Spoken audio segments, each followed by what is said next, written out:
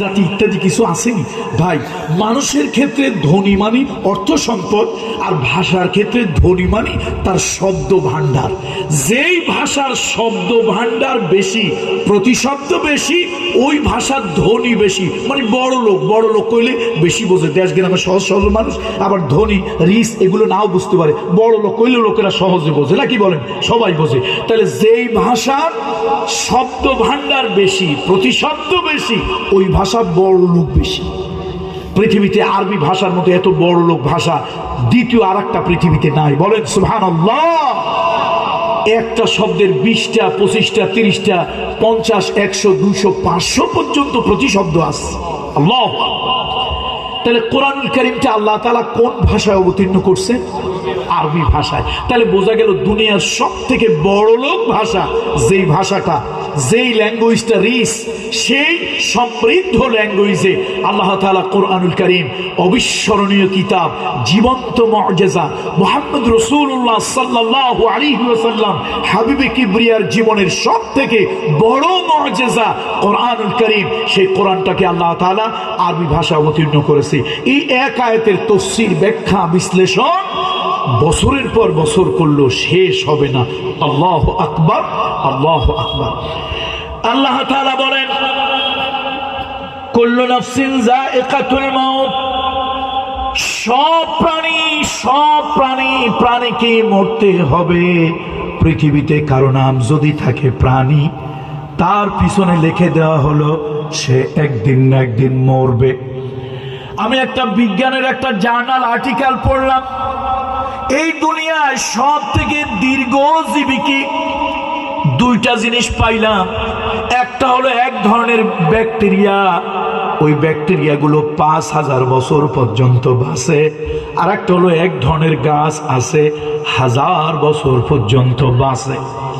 তাহলে ওরও একটা সীমা হদ আছে, আইল আছে। কয় বছর পর্যন্ত বাঁচবে? 5000 বছর। এই দুনিয়া যদি মানুষ বলেন, মানুষের হায়াত বড় সংক্ষিপ্ত। এই জন্য আল্লাহ তাআলা কোরআন শরীফের ভিতরে সূরা মুলক নামক একটা সূরা আছে, কোরআনুল কারীমের 29 পারা। তাবারাকাল্লাযী বিয়াদিহিল মুলক ওয়া হুয়া আলা কুল্লি শাইইন কাদির আল্লাযী খালাকাল মাউতা ওয়াল হায়াত লিয়াবলুয়াকুম আইয়ুকুম আহসানু আমালা। সুবহানাল্লাহ। আল্লাহ তাআলা বলছেন আল্লাযী খালাকাল মাউত ওয়াল হায়াত।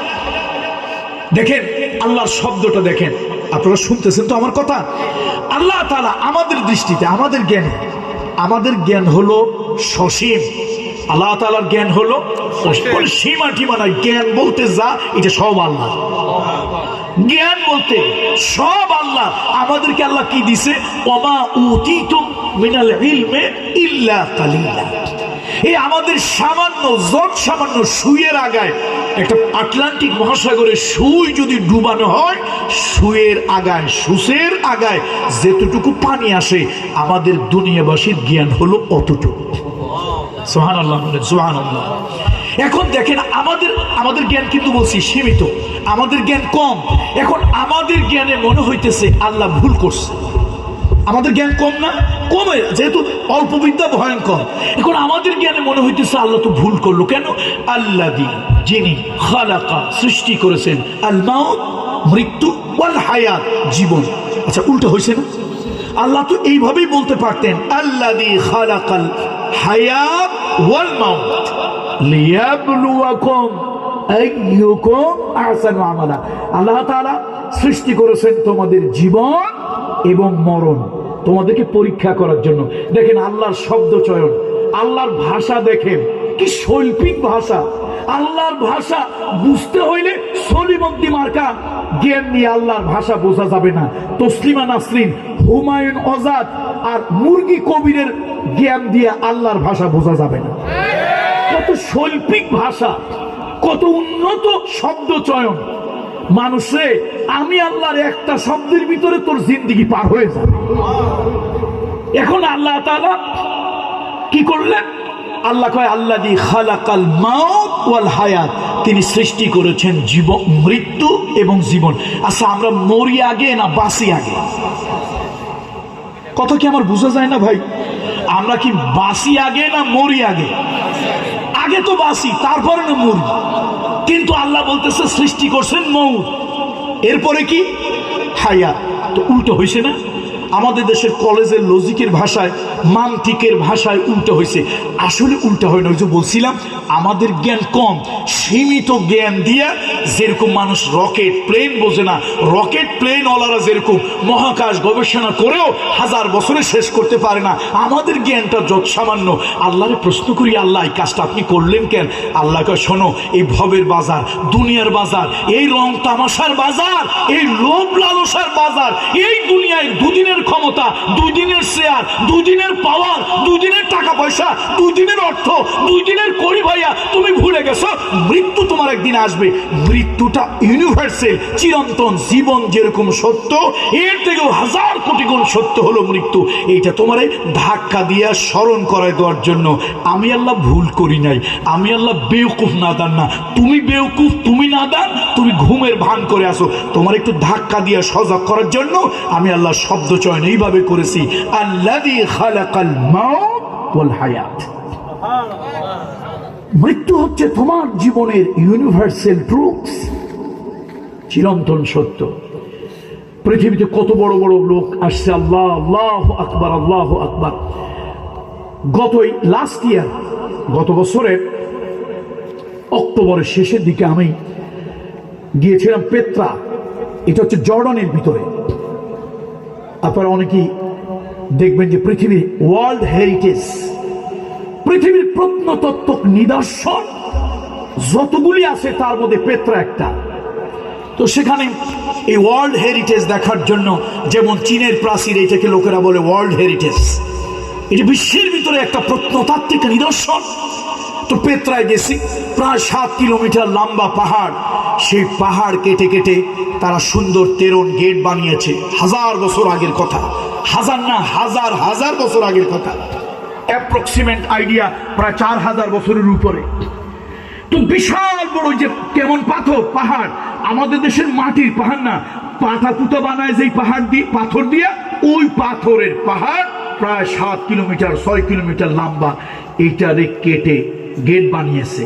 রাজার রুম, রানীর রুম, সেনাপতির রুম, সেনাবাহিনীদের রুম। এরপরে এক জায়গা গিয়ে আমি পুরো আমার স্তব্ধ হয়ে গেছি, মানে আমি বাকরুদ্ধ হয়ে গেছি। আমার কাছে মনে হচ্ছে আমি একটা নির্বোধ। কেন? এই বিশাল বড় পাহাড় কেটে ওরা একটা কনভেনশন হল বানিয়েছে।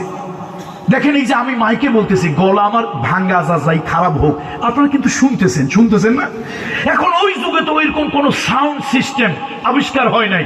সাউন্ডকে লাউডলি বলার জন্য অথবা বড় করে ভোকালকে বড় করে উপস্থাপন করার জন্য, শাউটিং করে বলার জন্য এরকম তো কোনো যন্ত্র সেই যুগে আবিষ্কার হয় নাই। আর সিল্লে কতক্ষণ কথা বলতে পারে?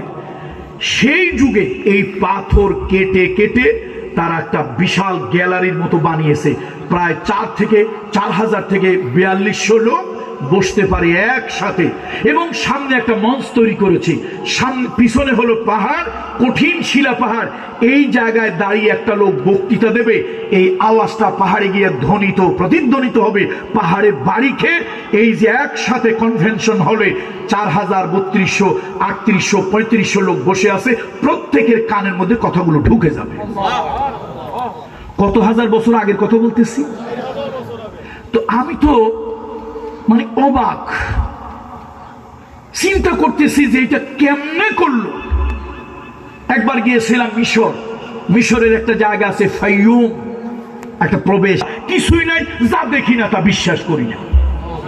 নাউযুবিল্লাহি মিন যালিক, আস্তাগফিরুল্লাহিল আযীম। তো ওই জায়গা গিয়ে দেখেন, আমি কিন্তু একটা চিন্তা করতেছি কি, আমি চিন্তা করলাম যে বিশাল বড় একটা ছাদের পাথর, এটারে কাটলো কি দিয়া? সেই যুগে 4000, 4500 বছরের আগের যদি ঘটনা হয়, কাটলো কি দিয়া, উঠাইলো কেমনে? এরপরে মিশরের পিরামিড টন কে টন ওজন। আজকালকার আধুনিক যে ইকুইপমেন্ট, আধুনিক যেই যন্ত্রপাতি তাই দিয়া 15, 16, 17 বা এর থেকে কিছু টন উঠাইতে পারে, সেই যুগে 30, 35, 37 টন ওজনের একটা পাথর উঠাইলো কি দিয়া, সরাইলো কি দিয়া, উপরে নিল কেমনে? এই যুবকরা কি আমার কথা শুনতেছে? শুনতেছেন তো? আমার এগুলো বলা উদ্দেশ্য না, উদ্দেশ্য হলো যে জাতি এগুলো বানাইছে ওই জাতির দৈহিক ক্ষমতা, শক্তি, ব্রেন, বুদ্ধি কোনোটাই কম ছিল না। বলেন, কোনোটাই কম ছিল না। কম যদি থাকবে এগুলো তারা করলো কেন? বেশি দূর যাওয়া লাগবে না। এই যে ইন্ডিয়া, আপনারা অনেকে চিকিৎসায় যান একটা জায়গার, উত্তরপ্রদেশ ভেলোর সিএমসি তে অনেকে যান। আমি একবার ওখানে গিয়েছিলাম ফোর্ট অফ টিপু সুলতান দেখার জন্য। ফোর্ট, দুর্গ, পৃথিবীর বিভিন্ন জায়গায় একটু যাই, দেখি, এগুলোর থেকে কিছু শিক্ষা নেওয়ার চেষ্টা করি, ইবরাত হাসিল করার চেষ্টা করি। তো টিপু সুলতানের ফোর্ট উত্তরপ্রদেশে একবার গিয়েছিলাম। সেখানে গিয়ে আমি অবাক হচ্ছি যে এই যে টিপু সুলতানের ফোর্টের ভিতরে বিশাল বড় বড় পাথর, এগুলো কাটলো কি দিয়ে, আনলো কেমনে, উঠাইলো কেমনে? হে মুসলমান, গল্প বলা উদ্দেশ্য নয়। হে মুসলমানের যুবক সন্তান, ওই যুগের শক্তিশালী ব্রেনি মানুষগুলো, সেই মানুষগুলোকে যে আল্লাহ তাআলা নিশ্চিহ্ন করে দিয়েছে, তোমার মতো সলিমুদ্দিকে নিশ্চিহ্ন করে দেওয়া আল্লাহর জন্য 1-2 ব্যাপার, সেকেন্ডের ব্যাপার। কত ঠিক কিনা বলেন? সেই বিশাল ক্ষমতাধর লোকগুলোকে যে আল্লাহ তাআলা নিশ্চিহ্ন করে দিয়েছেন, ইতিহাস থেকে হারিয়ে দিয়েছেন, ওই আল্লাহ তাআলার জন্য আমার মতো মানুষকে, দুর্বল মানুষকে নিশ্চিহ্ন করে দেওয়া আল্লাহর পক্ষে সহজ না কঠিন? আল্লাহু আকবার বলেন না, আল্লাহু আকবার। এই জন্য বাবাজিরা, বিজ্ঞানের যুগ, তোমরা একটু মোবাইল আবিষ্কার করছো, একটু স্যাটেলাইট আবিষ্কার করছো, আর একটু ওয়াইফাই আবিষ্কার করছো। এই 2-4টা জিনিস আবিষ্কার করে ভাবখানা অনেক কিছু করে ফেলছি। কিচ্ছু করো নাই সলিমুদ্দিন, কিচ্ছু করো নাই। পূর্বের মানুষগুলো একেবারে মূর্খ ছিল না, তাদেরও সেই টেকনোলজি ছিল, তাদেরও সেই ইকুইপমেন্ট ছিল, তাদেরও সেই জ্ঞান ছিল, তাদের দৈহিক শক্তি ছিল।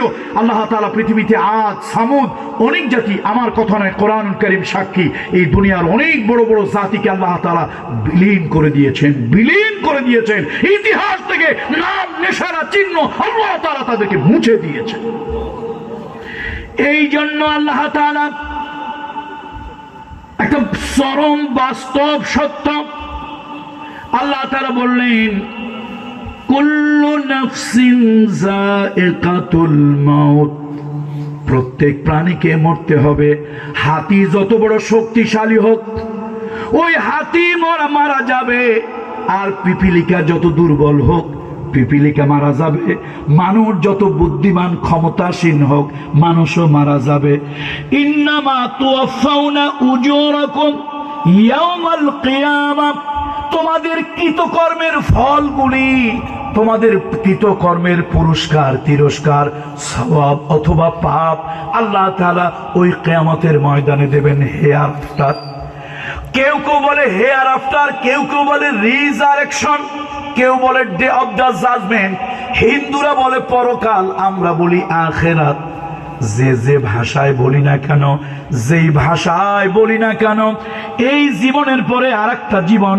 আল্লাহ তাআলা বলেন, তোমাদের কৃতকর্মের সব ফলগুলি ওই জন্মে দেওয়া হবে। আল্লাহু আকবার। এই জন্মের পরে আরেকটা জীবন আছে, ওইটা হলো বাস্তব সত্য। আল্লাহ তাআলা বলেন সেখানে দেওয়া হবে। এবার আল্লাহ তাআলা বলেন, ফামান যুহজিহা আনিন নার, ফামান যুহজিহা আনিন নার, ওই কিয়ামতের ময়দানে যাদেরকে জাহান্নাম থেকে পরিত্রাণ দেওয়া হবে, ওয়া উদখিলাল জান্নাহ, আর জান্নাতে যাদেরকে প্রবেশ করানো হবে, ফাকাদ ফাজা। এই দুনিয়ার পরে ওই দুনিয়ায় যাদেরকে জাহান্নাম থেকে বাঁচায় দেওয়া হলো, আর যাদেরকে জান্নাত দেওয়া হলো, ফাকাদ ফাজা, তারা পুরস্কৃত হলো, তারা সফলকাম হলো। ওয়ামাল হায়াতুদ দুনিয়া ইল্লা মাতাউল গুরুর। আল্লাহু আকবার। দেখেন, এখানে কিন্তু আল্লাহ একটা মানে কঠিন একটা বাস্তবতাকে আমাদেরকে রিয়েলাইজ করার জন্য, বোঝার জন্য আল্লাহ তাআলা বলতেছেন, শোনো, এই দুনিয়ায় সফলতার ব্যর্থতা নয়। আসলে সফলতার ব্যর্থতা হলো পরকালে। এই দুনিয়ায় আমি পীর সাহেব হয়েছি, আমাদের সভাপতি মহোদয়, উনি মাশাআল্লাহ আলহামদুলিল্লাহ বড় মুহাদ্দিস এবং উনি একজন আধ্যাত্মিক রাহবার। আমরা মনে করতেছি যে আমরা এই লাইনে সফল। আবার আপনারা কেউ চেয়ারম্যান মেম্বার হয়েছেন, আপনি মনে করতেছেন আপনার দিক থেকে আপনি সফল। একজন এমপি মন্ত্রী হয়েছে, সে মনে করতেছে তার দিক থেকে সে সফল। আবার একজনের বিরাট একটা শোরুম, ব্যবসায়ী, অনেকগুলো তার চালান, মূলধন, ব্যাংকে অনেক ট্রানজাকশন, ফিনান্সিয়াল করসপন্ডেন্স অনেকগুলো, এই লোকটা মনে করতেছে আমি তো সফল। এখন আমরা এক একজন এক এক দিক দিয়ে, আমি ভাবতেছি ধর্মীয় দিক থেকে আমি সফল, চেয়ারম্যান সাহেব মেম্বার সাহেব মনে করতেছে জাগতিক সম্মান এদিক থেকে আমি সফল, এমপি সাহেব মন্ত্রী সাহেব মনে করতেছে দুনিয়ার ক্ষমতা দুনিয়ার সম্মান এদিক থেকে আমি সফল, ব্যবসায়ী মনে করতেছে ব্যবসার মূলধন চালানের দিক থেকে আমি সফল। আল্লাহু আকবার। অথচ আল্লাহ তাআলা বলছেন সফলতা আর ব্যর্থতা, সফলতা আর ব্যর্থতার হিসাব এই জায়গায় নয়। ফামান যুহজিহা আনিন নার ওয়া উদখিলাল জান্নাহ ফাকাদ ফাযা। আল্লাহ তাআলা বলেন সফলতা আর ব্যর্থতা হলো পরকাল, hereafter, resurrection, day of the judgment. ওই পরকালে যদি জাহান্নাম থেকে তোমাকে বাঁচিয়ে দেওয়া হয় আর জান্নাতে যদি তোমাকে প্রবেশ করানো হয়, এটাই হলো জীবনের সফলতা। দেখেন আরেকটু বলি, কোরআনুল কারীমের একটা সূরা আছে, সূরা আল মুমিনুন। এই সূরার মধ্যে হাসিয়ার ভিতরে দেখলাম, এই সূরার শানে নজুলের ভিতরে দেখলাম, ইবনে কাসিরেও দেখেছি, জালালাইন শরীফেও দেখেছি, এই সূরার শানে নজুলে মক্কায় আবু বকর সিদ্দিক, সবাই একটু শ্রদ্ধা নিয়ে পড়েন, রাদিয়াল্লাহু তাআলা আনহু। উনি শুধু মুসলমান হওয়ার কারণে ভালো তা নয়, পৃথিবীতে দুইজন মানুষের ব্যাপারে বলা হয়েছে তারা ইসলাম গ্রহণ করার আগেই ভালো ছিল। সুবহানাল্লাহ। একজন হলেন আবু বকর সিদ্দিক, আরেকজন হলেন ফেরাউনের কনজুগাল লাইফের পার্টনার বিবি আসিয়া। এই দুইজনের ব্যাপারে যত ইতিহাস, যত তাফসীর আমি পড়েছি, সবাই এক বাক্যে বলেছে তাদের পিছনের জীবন, পূর্বের জীবন ভালো ছিল। ধোকাবাজি, ধান্দাবাজি, ধাপ্পাবাজি, 2 নম্বরি, 6 নম্বরি, চগলখুরি, মিথ্যা বলা, ওজনে কম দেওয়া, খাদ্যে ভেজাল দেওয়া, অন্যকে অত্যাচার নির্যাতন করা, এরকম খারাপ যতগুলি গুণ আছে, এই দুইজনের কোনো গুণ কালেমা গ্রহণ করার আগে ছিল না। আল্লাহু আকবার। এখন সাইয়েদনা আবু বকর সিদ্দিক ছিলেন ব্যবসায়ী, সাইয়েদনা ওমর ইবনুল খাত্তাব, ওই যুগে অধিকাংশ লোকেরা, পপুলেশনের মোস্ট অফ দেম, অধিকাংশ লোক ছিল ইলিটারেট, অক্ষর জ্ঞানহীন, অ্যালফাবেটিক নলেজ, এই যে অ আ ক খ সরেও সরেয়া আলি বাতাসা, এগুলোর কোনো আক্ষরিক জ্ঞান ছিলই না আরবের লোকদের। সেই যুগে যে কয়জন লোক শিক্ষিত, সমাজে নেতৃত্ব দেওয়ার মতো কোয়ালিটি, যোগ্যতা আছে, তাদের মধ্যে একজন হলেন খত্তাবের পুত্র ওমর। একটু পড়েন না, রাদিয়াল্লাহু তাআলা আনহু।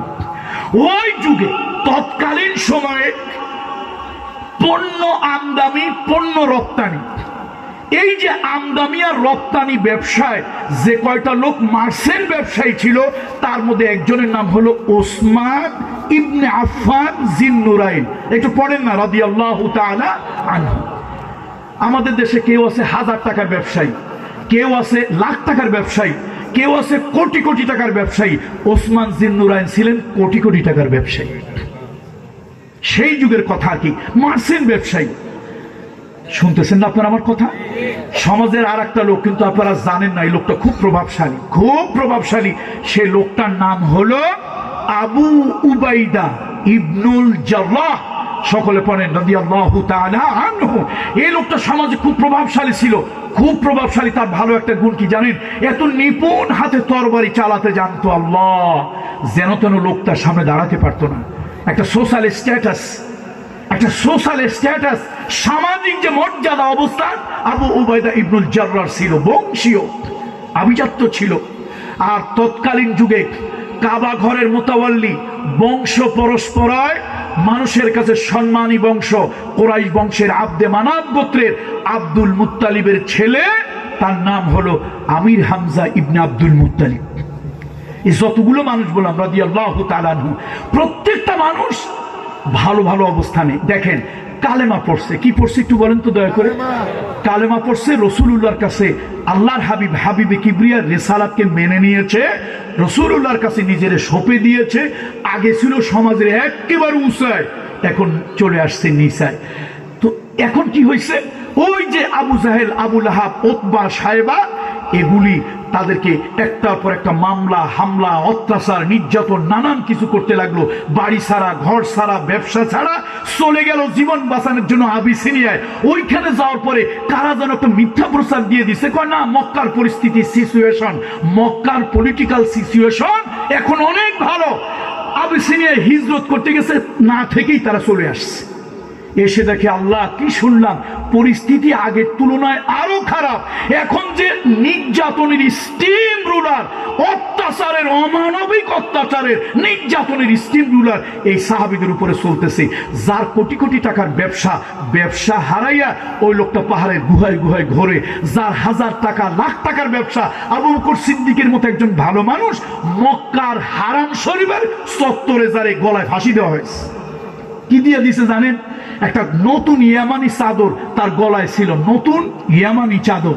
ওই ইয়ামানি চাদর রাসূলুল্লাহর পক্ষে শুধু বলছে, কয় যে মোহাম্মদকে পাওয়া যায় নাই, নাউজুবিল্লাহ, তার সামসা ধর।